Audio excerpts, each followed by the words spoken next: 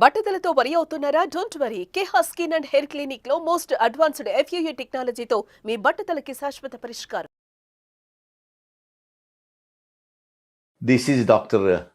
KJ Reddy, Senior Orthopedic Surgeon, Specialist in Robotic Joint Replacement Surgery, Sports Medicine and Arthroscopic Surgery, working in Apollo Hospitals, Jubilee Hills, Hyderabad. ఎముకలు బలహీనం కావడం అనేది చాలా common. Specially age వచ్చే కొద్దీ మన ఎముకలు బలహీనంగా తయారవుతుంటాయి. స్పెషల్లీ విమెన్లో మెనపాస్ వచ్చిన తర్వాత మన ఎముకలు బలహీనంగా తయారవుతాయి. ఈ కండిషన్ను ఆస్టియోపీనియా అంటాము. ఆస్టియోపీనియా అంటే కొంచెం తక్కువగా బలహీనమైనట్టు, లేకపోతే ఆస్టియోపోరోసిస్ అంటాము, సివియర్గా ఎముకలు బలహీనంగా కావడాన్ని. ఇది ఎందుకు ఎముకలు బలహీనంగా అవుతుంటాయంటే, మనము వయసులో ఉన్నప్పుడు, చిన్నపిల్లలు ఉన్నప్పుడు ఎనఫ్ యాక్టివిటీ ఉంటుంది, ఎముక పైన ఎనఫ్ లోడ్ పడుతుంది, మసిల్ స్ట్రాంగ్గా ఉంటాయి. దానివల్ల ఏమవుతుందంటే ఎముకలు స్ట్రాంగ్గా ఉంటాయి. ఎముకకు బ్లడ్ సప్లై మసిల్ నుంచి వస్తుంది.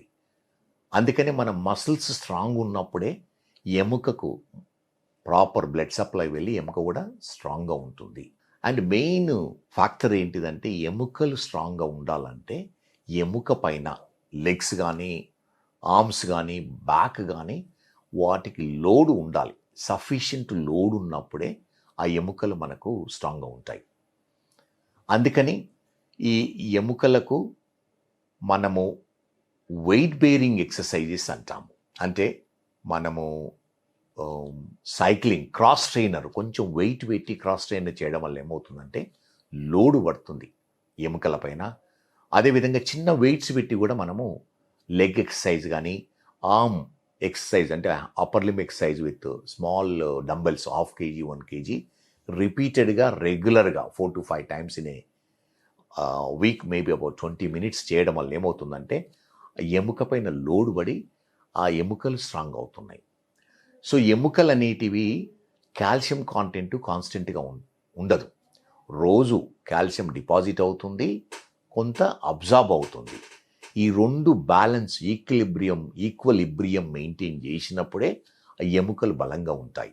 రెగ్యులర్గా వెయిట్ బేరింగ్ ఎక్సర్సైజ్ చేస్తూ ఉన్నాం అనుకోండి, కొంచెం ఎక్కువ చేయడం వల్ల ఏమవుతుంది, ఎక్కువ కాల్షియం డిపాజిట్ అయ్యి తక్కువ కాల్షియం అబ్జార్బ్ అవుతుంది. ఈ డిపాజిట్ ప్రాసెస్ను ఆస్టియోబ్లాస్టిక్ యాక్టివిటీ అంటాము. అబ్జార్బ్ అనేది ఆస్టియోక్లాస్టిక్ యాక్టివిటీ అంటాము. కాల్షియం మొత్తము బోన్ నుంచి బయటికి రావడం, ఇది చాలా ఇంపార్టెంట్. ఇది ప్రాసెస్ అనేది ఇది కాన్స్టెంట్ ఈక్విలిబ్రియంలో ఉన్నప్పుడే మన ఎముకలు స్ట్రాంగ్గా ఉంటాయి. ఈ విధంగా డిజాల్వ్ అయిన కాల్షియం మన బ్లడ్లో సర్క్యులేట్ అవుతుంది. బ్లడ్లో కూడా వేరియస్ పార్ట్స్కు కాల్షియం అనేది చాలా ఇంపార్టెంట్, మసిల్స్కు, బోన్స్కు, జాయింట్స్కు. విమెన్లో అయితే హార్మోనల్ చేంజెస్ వల్ల కాల్షియం డిపాజిషన్ తక్కువయ్యి ఎముకలు బలహీనంగా అవుతుంది.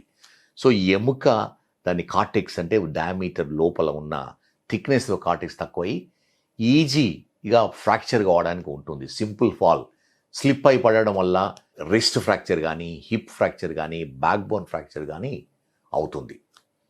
సో ఇది వెరీ కామన్ కాంప్లికేషన్ ఆస్టియోపోరోసిస్. ఈరోజు రేపుల్లో one of the biggest problem. ఎందుకంటే commonest cause of disability in the world osteoporosis and osteoporosis related fractures. ఇది ఫ్రాక్చర్ అయినా కూడా మనము ఆపరేషన్ చేసి వీటి రాడ్స్ కానీ ప్లేట్స్ పెట్టాలంటే ఎముకలు బలహీనంగా ఉండడం వల్ల ఏమవుతుందంటే సక్సెస్ రేట్ తక్కువ ఉంటుంది. ఈ ఫ్రాక్చర్ ఫెయిల్ కావడానికి ఛాన్సెస్ ఎక్కువ ఉంటాయి. మెయిన్ ప్రివెన్షన్ ఎలా అంటే, స్పెషల్లీ విమెన్లో ఈ హార్మోనల్ లెవెల్స్ చెక్ చేయించుకొని, మరీ సిగ్నిఫికెంట్గా ఉంటే ప్రాబబ్లీ రిప్లేస్మెంట్ థెరపీని ఇస్తారు. మీ గైనకాలజిస్ట్ కన్సల్ట్ చేసి ప్రాబబ్లీ ఇది అవసరం ఉంటుంది. కానీ ప్రతి ఒక్కరికి ఎవరికైతే ఇది ఆస్టియోపోరోసిస్ ఉందో డయాగ్నోసిస్ చేసుకోవాల్సి ఉంటుంది. సింపుల్ టెస్ట్ అంటే మనము విటమిన్ డి, కాల్షియంతో పాటు బోన్ మినరల్ డెన్సిటీ అంటాం, BMD టెస్ట్ అంటాము. దానివల్ల చాలా వరకు మనకు ఆస్టియోపీనియా ఉందా, ఆస్టియోపోరోసిస్ ఉందా మనము తెలుసుకోవడానికి ఉంటుంది. సో ఎవరికైతే ఆస్టియోపోరోసిస్, ఆస్టియోపీనియా ఉందో ట్రీట్మెంట్ అనేది చాలా ఇంపార్టెంట్. సివియర్గా ఉన్న వాళ్ళకు మెడిసిన్స్ ఇస్తాము. కాల్షియం, వైటమిన్ డి సప్లిమెంట్తో పాటు various types of osteoporotic treatments ఈ రోజు రూపంలో అవైలబుల్ ఉన్నాయి. టాబ్లెట్స్ ఉన్నాయి, ఇంజెక్షన్స్ ఉన్నాయి, నేజల్ ఇన్హలేషన్స్ ఉన్నాయి. సో ఇవి తీసుకోవడం వల్ల ఏమవుతుందంటే మన ఎముకలను బలంగా చేయడానికి వీలవుతుంది. మెయిన్ ఫ్యాక్టర్ మన ఎముకలు స్ట్రాంగ్గా ఉండాలంటే physical activity, specially load bearing exercises చేయడం వల్ల ఏమవుతుందంటే ఈ ఎముకలు స్ట్రాంగ్ అవుతాయి. ఏ మెడిసిన్స్ తీసుకున్నా కూడా ఈ లోడ్ బేరింగ్ ఎక్సర్సైజ్ ఉంటే కానీ ఈ కాల్షియం కానీ మిగతా మినరల్స్ కానీ బోన్లో డిపాజిట్ అయ్యి స్ట్రాంగ్ అవుతుంటుంది. ఎవరికైతే స్పెషల్లీ లేడీస్లో సింపుల్ ఫాల్ వల్ల ఫ్రాక్చర్ అవుతుందో ఈ ఆస్టియోపోరోటిక్ టెస్ట్ చేసుకోవాలి. బిఎండి చేసేసుకొని అప్రాప్రియేట్ ట్రీట్మెంట్ తీసుకోవడం వల్ల ఏమవుతుందంటే ఈ ఫర్దర్ ఫ్రాక్చర్స్ ప్రివెంట్ చేయడానికి వీలవుతుంది. స్పెషల్లీ ఆస్టియోపోరోసిస్ ఉన్న వాళ్ళకు బ్యాక్ బోన్ బెండ్ అవుతుంది. సింపుల్ ఫాల్తోనే సివియర్ బ్యాక్ పెయిన్ వస్తుంది. ఎందుకంటే బ్యాక్ బోన్ కంప్రెస్ అయ్యి చిన్న ఫ్రాక్చర్ వస్తుంది, కంప్రెషన్ ఫ్రాక్చర్స్ అంటాము. ఇది ఇమీడియట్గా డయాగ్నోజ్ చేసి ట్రీట్మెంట్ తీసుకోవడం వల్ల ఏమవుతుందంటే ఫర్దర్ ఫ్రాక్చర్స్ ప్రివెంట్ చేయడానికి వీలవుతుంది. అదేవిధంగా మిగతా బోన్స్ ఫ్రాక్చర్ కాకుండా కూడా ప్రివెంట్ చేయడానికి పాసిబిలిటీ ఉంటుంది. ఈ ఆస్టియోపోరోటిక్ ఫ్రాక్చర్స్ అనేటివి back bone fracture common, hip fractures very common, wrist fractures కూడా వెరీ కామన్.